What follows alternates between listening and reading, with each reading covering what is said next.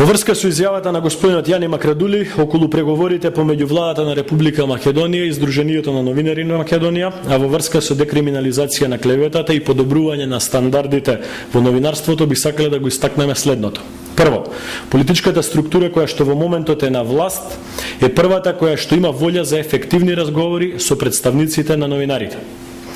За прв пат во Македонија после 20 години е отворен диалог кој треба да оди во насока на подобрување на стандардите во новинарството и овозможување на услови оваа професија подобро да ги извршува своите задачи. Второ, очигледно е дека СДСМ си пласира неточни тези и потоа се конфронтира и дебатира за своите тези.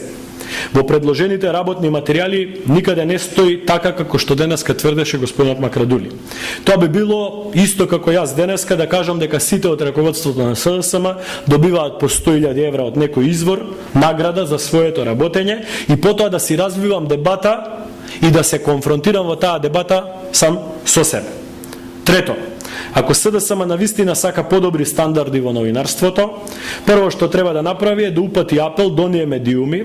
за кои цела јавност говори дека се блиски до нив, да почнат да ги почитуваат основните новинарски стандарди, а не своите вести и информации да им зависат од политичките и бизнис интереси на нивните пријатели од СДСМ и другите бизнис соработници. Четврто, за нас најважно е да се обезбедат добри услови за работа на новинарите, но и да се обезбеди релевантна и ефективна заштита од клеветите и навредите, потенцирам на многу мал дел, но гласен, од новинарската фела. Таа заштита не е потребна само за политичарите, туку пред се за самите новинари,